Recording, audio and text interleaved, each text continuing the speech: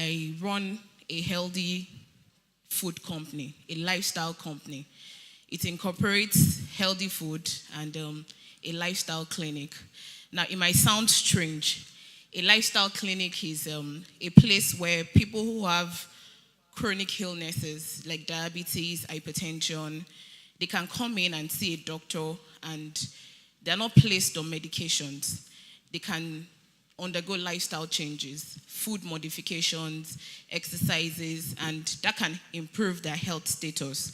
And then coupled with that, we sell LD meals. Now, this company started in September 2016. And I had pictures, but unfortunately the PowerPoint is not working. It started in September 2016, and it was something that was a bit strange in Benin City because we're the first LD food company in this city. And it came out as a result of my own personal needs. I grew up as a very fat child. I was never slim. All my baby pictures, I was very chubby. And, that kind of child that when you see, you know that your parents are spending money on you. So that's how I grew up. That's how I met my husband. That's how I got married. But in 2013, I just told myself that let me try. Let me see if I can lose some weight. I just told myself, it just happened. I just woke up one morning and I said, let me see if I can do this. And I started from a weight of 91 kilograms. And within 8 months, I lost 28 kg by myself. I didn't go anywhere. I just decided to change my meals. I decided to be active, to go for exercises. I never went to a gym, just on my own in my house. And within the period of the 8 months, I discovered that there was nowhere in Benin where I could find healthy food to eat. Everywhere you go to is either pounded yam, jollof rice, leaf rice, nowhere to get something, an alternative. And so in my house, I used to create recipes by myself, do salads, do smoothies. And then one day, one of my friends called me and said, oh, can I supply her smoothies for a week? She saw the changes in me and felt, she could do it also. So if I could supply her smoothies for a week. And then from that 2014, it started like that. My husband's colleagues at work would ask for a plate of salad, would ask for smoothie, and then I would do it in my kitchen. Some days I'll be crying, like, why am I even suffering like this? After 8 years in the university, I could be practicing. And then here I am grating carrots, the grater is cutting my hand, I'm bleeding. But one thing was, I was happy doing it. I enjoyed being able to provide an alternative to people. I enjoyed being able to provide something that will nurture people's health. One thing that we don't know in Nigeria is that it's not just about eating. It's not the quantity of food that you eat. It's the quality of food that you eat. Every food that you put into your system has something to do in your system.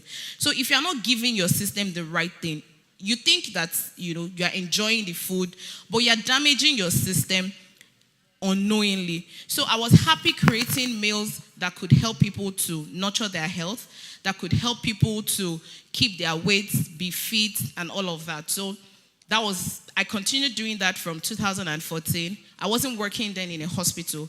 And then 2015, I started working in a hospital. But I had this vacuum. I always felt like, yes, I'm saving lives in the hospital, but I can do more. Like she said, parents stereotype you.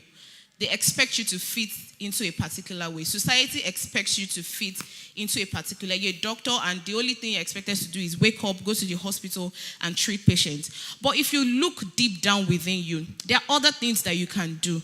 What can you do that will give you joy and would help you to affect humanity positively? It doesn't have to be that thing you studied in school.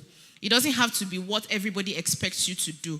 But there's something deep within you. There's something that when you think about, it grieves your heart. There's something that when you think about, I can make a change. I can do something about this issue and create a change in it. So I quit working in 2016, January 2016, and I continued from my home. And then August 2016, I decided that I could do more than the house. So let me get a space. And then the search began, looking for the perfect space and all of that. Well, I got a space along Ugbo Road, and I didn't know what it was going to be like. I just knew it had to be outside. It had to be out there. I had to reach more people. And then I got the space, and gradually I started. I was my first staff, and then my husband was my second staff. And then we had a third person who was a former gatesman. He was the third person. I was the production officer. My husband was the delivery man, and the gatesman. No, my husband was the marketer, delivery man, and then the gatesman was the cleaner and delivery man. When my husband went back to work, it was just myself and the gatesman. But the good thing about it is that when you're working in your purpose, it might look difficult at the beginning. It might seem as if everything is not working. But somehow stay in it. It will work eventually. And you don't have to do so much to convince anybody to believe in what you're doing. Now, that company that started then with just the three of us, we have a staff strength of 10 now, and we can still accommodate more people.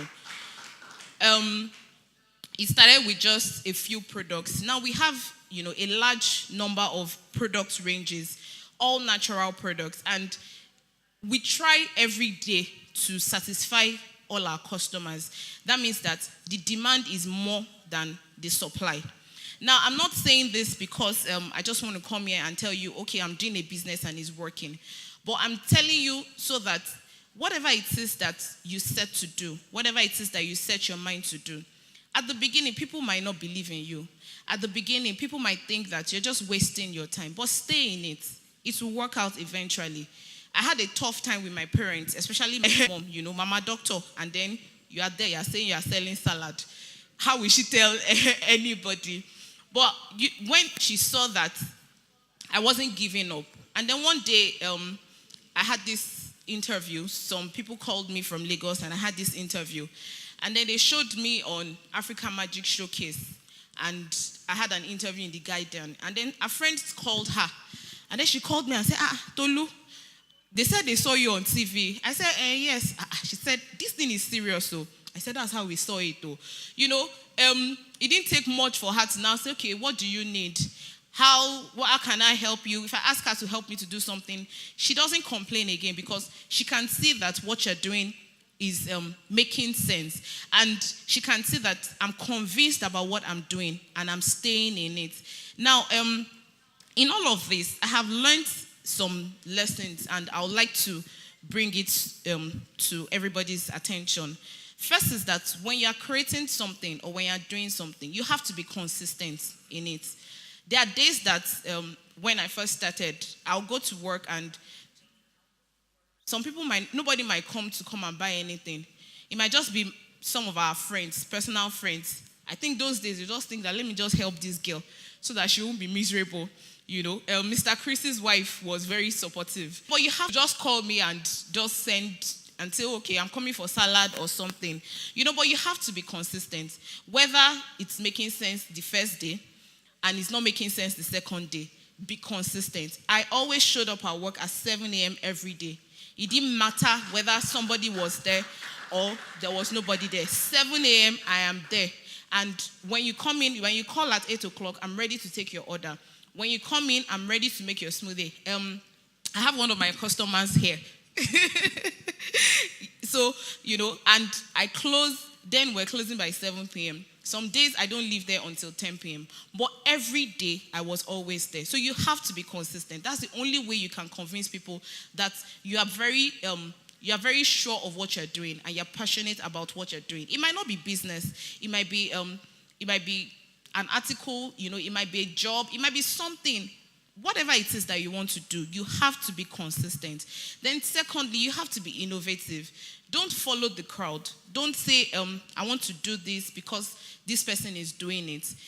You have to think of new ways, like Mr. Chris said, reinvent yourself, new ways to do things. Even if somebody is doing that kind of business, when you have a passion for it, your creative juices will flow and you'll be able to create new things. And the only way you can be sustained in your business, in whatever it is that you're doing, is that you're creative. You can create new things. Even you as an individual, you get tired of monotonous things. You want excitement. You want something different. So you have to be innovative. Then thirdly, hold on to your vision. Before you step into doing anything, have a vision. Don't do it because all my friends are doing it. Don't do it because it seems like the trending thing. It might be trending, but one thing that if you do something that is trending, when it stops trending, you're out of business. When it stops trending, you're not anything to reckon with. So you have to have a vision, and your vision has to be something that is sustainable, something that would outlive the trend and the rave of the moment. Then find your team. You can't do everything by yourself. You can't grow all by yourself. Find your team. Find people that will work with you on that vision. Find people that would run with that vision that you have. Then develop a structure. Even if you start a business in school, even if you are doing something, at a very tender age, develop a structure to it. If you don't have a structure, when you have people join your team, they do things haphazardly. And before you know it, that business will crumble. So you have to develop a structure for whatever it is that you're doing. Then you need a support system. People that working live in you. People that will hold your hands. There are days that, things are not working well. And you just want to give up. And you just want to tell yourself, I can't do this again. But when you have a support system, those people call you back and tell you that, no, you can't give up at this time. We believe in you. We're cheering you on. So you can do this. So you have to have a support system. And then lastly, which is the most important thing, you have to pray. Pray, pray, pray, and pray. God has a way of telling you in what direction to go. He has a way of even encouraging you beyond what your support system can give to you, beyond what people around you can tell you. God has a way of leading you on. So you have to pray. Don't think you can do it in your own strides. Don't think you can do it all by yourself. You need God's power and His grace to help you. And then finally, there's something in you that the world needs. Don't hoard it. Don't think your idea doesn't make sense. Don't think your idea cannot work. There's something in you that I need, that everybody needs. Find that thing and make it work today.